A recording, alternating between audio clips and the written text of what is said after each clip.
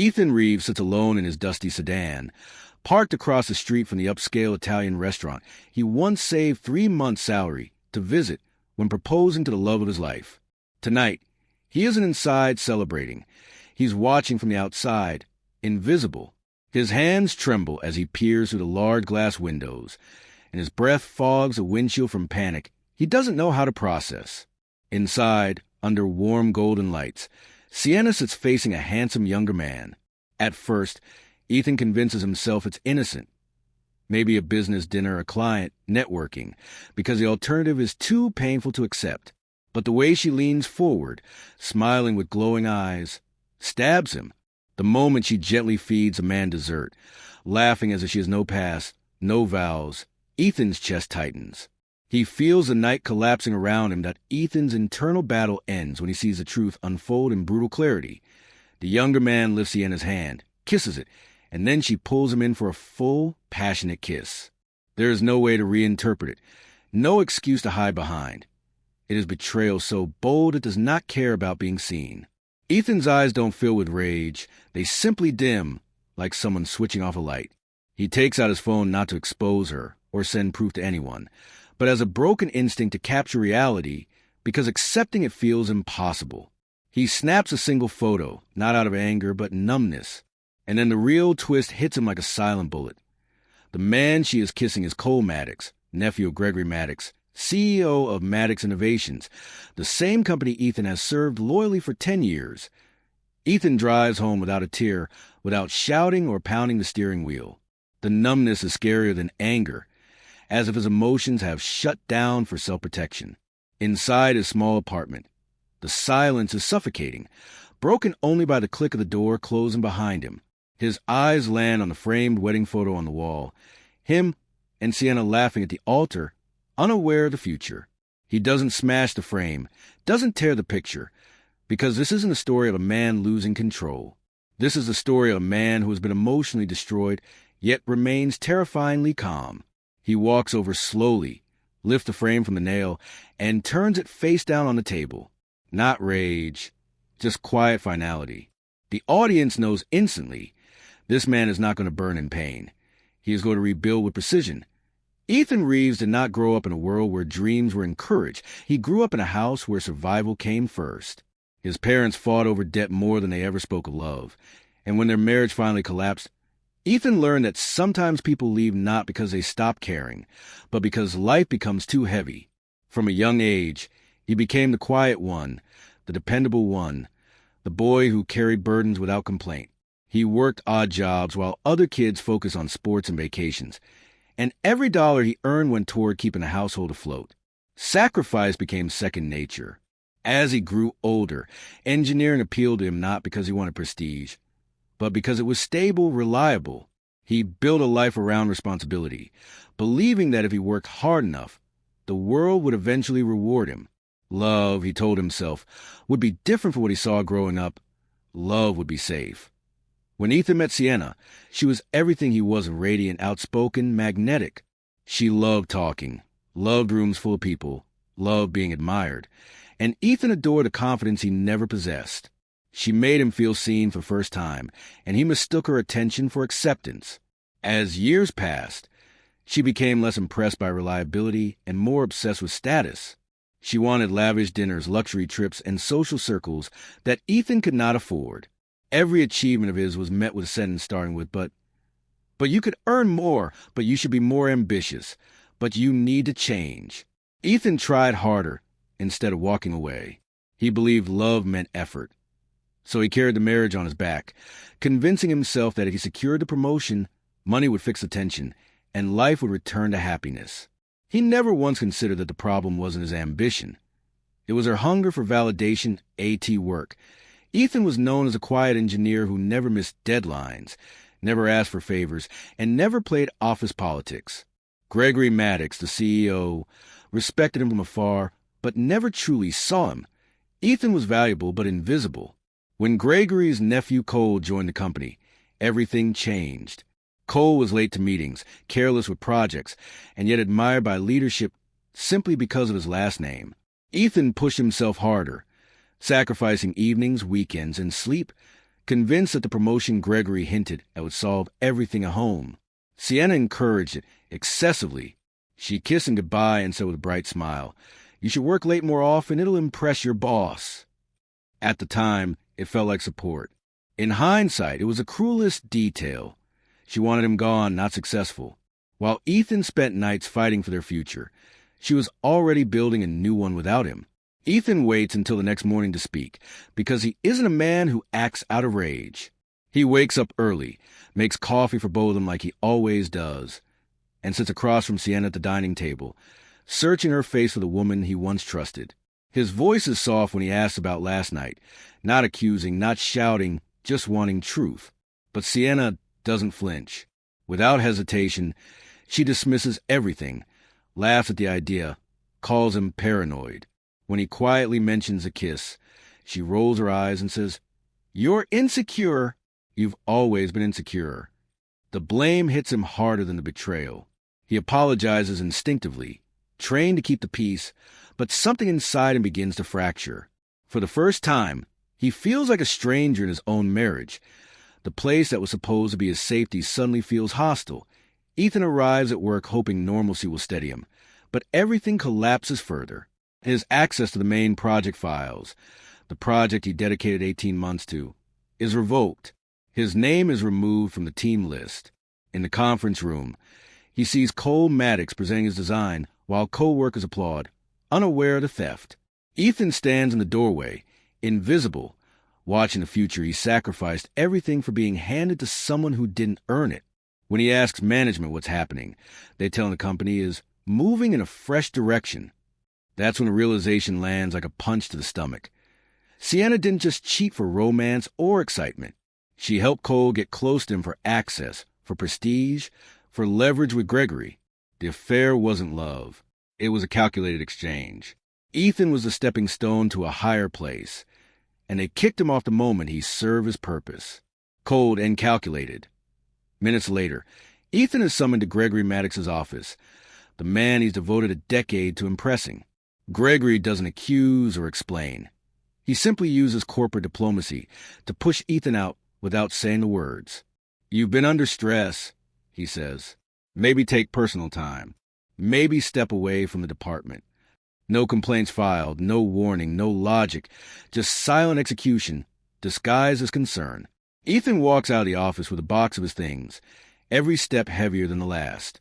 In 48 hours, he has been betrayed by the only person he ever loved and discarded by the only career he ever trusted. Outside the building, he stands alone with nowhere to put the pain. He whispers to himself with a trembling voice, "I gave up everything for her, and she used me to get to him." That sentence doesn't spark rage. It sparks transformation. The man who absorbs pain is dying. Something new is taking his place. Ethan doesn't fight back immediately. That is his genius. He allows Sienna and Cole to believe he has collapsed emotionally, that he is weak, defeated, and incapable of threatening anything they have built. At home, he walks softly, apologizes unnecessarily, avoids arguments, and lets Sienna believe she has full control of the relationship dynamic. But inwardly, something sharp begins to form. Late at night, when Sienna thinks he is sleeping, Ethan sits at his computer combing through archived company documents, financial reports, payroll adjustments, and project records. What begins as random searching soon turns into patterns. Unexplained budget reallocations, missing signatures, sudden bonuses tied to Cole's apartment, and project outline changes that happen after Cole joined. All irregular, all suspicious. For the first time in weeks, Ethan feels something other than pain.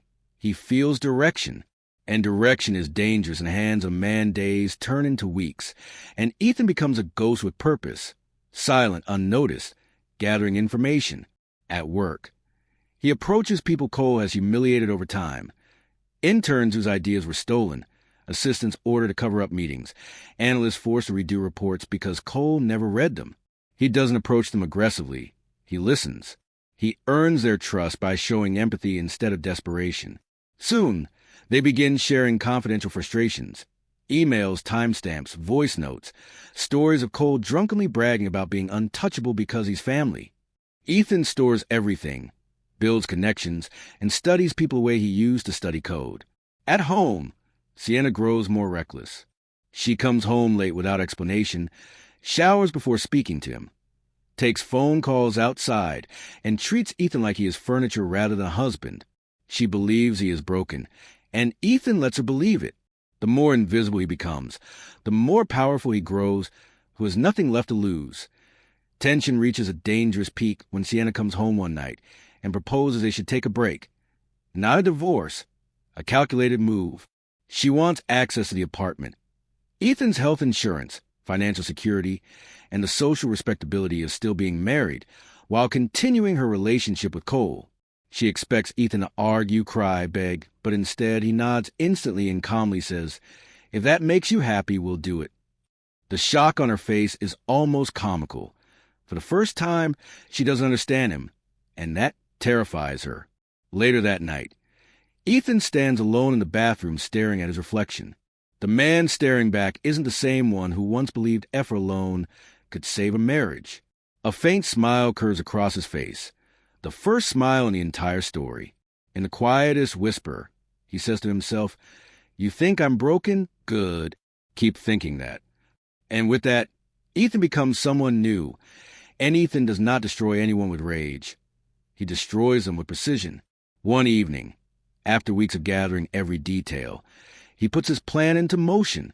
From an anonymous encrypted email, he quietly uploads financial records showing Cole's unauthorized bonuses, redirected budgets, and misappropriated project funds, all linked to timestamps proving Sienna accessed Ethan's corporate login to transfer documents. Next, Ethan forwards copies to the board of directors, who have the power to override the CEO. Then, with a single image attachment, Sienna and Cole kissing at the restaurant, he sends an anonymous message directly to Gregory Maddox. No message, no explanation, just proof. Ethan never leaves fingerprints. By the time the sun rises, every department begins buzzing quietly. HR schedules closed-door meetings, and compliance officers enter the building with clipboards. Nothing explosive, no confrontation, just a silent chain reaction that begins tightening around the two people who thought Ethan was broken beyond repair. OT a victim, not a martyr, but a strategist. The corporate collapse happens faster than the emotional collapse that follows. Sienna is called in first, escorted out of the building before lunch, badge deactivated, tears streaking her makeup while co-workers whisper. She knows her professional life is over, but what she doesn't know yet is that her marriage is too. Ethan filed for divorce that same morning, right when evidence proved her involvement in corporate misconduct. Cole is next, placed under internal investigation, work computer confiscated, meetings locked behind closed doors. Panic spreads because Gregory Maddox cannot protect family from legal liability. Cole is suspended indefinitely. The position he thought was guaranteed evaporates. Later that night at home, Sienna storms inside, screaming at Ethan, crying, begging, denying, trying to blame him, then collapsing into rage and desperation. Ethan sits at the table drinking water slowly, calm and wordless. His silence cuts deeper than shouting ever could. Sienna moves out days later, not with pride, but with nowhere left to go. She texts and calls repeatedly afterward, not confessing love, but begging for a second chance because she has lost her job, reputation, and relationship with Cole. Ethan never replies. Meanwhile, the board reinstates Ethan's project and offers him full leadership. Gregory Maddox personally calls him into his office, not with gratitude, but with fear under the surface. Scandal must be contained, and Ethan is suddenly valuable because he is smart enough to fix the financial mess, but calm enough not to go public. Gregory offers him the higher position Cole once held. Ethan accepts without celebration, not to replace Cole, but to control the world that once tried to discard him. On his first day back, he sits at his new desk overlooking the office floor. The victory isn't loud. It's quiet, controlled, and it belongs entirely to him that Ethan's new life doesn't begin with celebration. It begins with stillness. He doesn't throw a party, buy a sports car, or chase validation. Instead, he learns how to exist again. Therapy becomes part of his schedule, not because he is weak, but because he finally understands that strength isn't silence, it's self-awareness. He starts going to gym in the early mornings, not to sculpt a revenge body, but because moving his muscles reminds him he is alive. He takes long walks after work, listens to music again, and cooks meals for himself without thinking about who will judge him. Healing is not instant. Some days memories still sting, but the power is that he keeps going. For the first time in years, Ethan is investing in himself, not in proving his worth to someone who didn't deserve it. The quiet confidence developing in him is more beautiful than victory. It is peace at work. Ethan's transformation isn't loud, but everyone feels it. He doesn't walk around demanding respect. He earns it through clarity and calm leadership. He encourages new employees, helps interns grow instead of using them, and leads with patience rather than ego. People seek him out not out of fear, but admiration. When he speaks in meetings, the room listens, because his words now come from experience, not insecurity. He is financially stable for the first time in his life, but what matters more is that stability no longer depends on someone else's approval. Ethan becomes a person he wished he had growing up, someone who protects instead of judges, someone who builds instead of destroys. His life is no longer shaped by betrayal, but by purpose. The world didn't change around him. He changed within it, and that made all the difference. Sienna keeps trying to return. The messages start with excuses, then apologies, then desperate memories of their best moments. She calls, sends long voice notes, tries to meet in public places, begs for one conversation. Ethan reads them once without anger, just clarity. There is nothing left to fix because he is no longer the man who needed her love to feel valuable. One evening, after weeks of silence, he finally replies, not to reopen the door, but to close it forever. His message is short without bitterness or sympathy. You didn't break me. You freed me. No argument, no explanation, just truth. He sets his phone down and doesn't wait for a response. Outside, night city lights glow softly through the window. For the first time since the beginning, he breathes without heaviness. His life isn't about proving a point anymore. It's about living point 1 year later. Ethan is sitting at a small cafe downtown, not with the weight of survival on his shoulders, but with the calm of a man who rebuilt himself quietly. The sunlight pours through the large glass window, warming his face, and for the first time in years, he is smiling without forcing it. Grace, the woman across from him, laughs softly at something he said. Not flirtation, not romance, just two people enjoying each other's presence without expectations or wounds. Ethan's posture is relaxed. His eyes are brighter. His energy is steady. He isn't trying to impress anyone, prove anything, or compete with the ghosts of his past. He simply exists in peace. There is no dramatic music, no monologue, just a man who finally feels safe inside his own life, comfortable in his own identity, and proud of who he is becoming. Outside the cafe window, Sienna stands frozen, staring through the glass. The damage of her own decisions reflects in her appearance. Thinner, tired, dark circles beneath eyes that once radiated confidence. She doesn't look angry. She looks lost. She presses one hand against a window frame as if thinking of walking inside, of saying something, anything. But there is no place for her anymore. She isn't looking at a man she cheated on. She's looking at the man who moved forward without her. The life she abandoned didn't collapse. It survived and transformed without her presence. Her jaw trembles, but she refuses to cry. Pride and regret are fighting inside her. She knows this moment is punishment, not by Ethan's actions, but by the consequences she created. She is outside his life now in every meaning of the word. For one fleeting second, their eyes meet. No screaming memories, no bitterness, no revenge, just truth. Ethan doesn't look away because of fear. He looks away because he's done fighting ghosts. He lightly turns his body back toward Grace, his shoulders relaxed, his expression steady. That decision, not chasing, not proving, not reacting, becomes the most powerful moment of his life. Sienna realizes instantly that this is goodbye, not because Ethan said it, but because he no longer needs anything from her, not closure, not apology, not validation. She slowly steps back from the glass, understanding she has lost something beyond love, access to the world she once took for granted. Ethan smiles at something Grace says, unaware of Sienna walking away. The screen fades to black with the final line. Sometimes the best revenge is simply living a life they can no longer enter.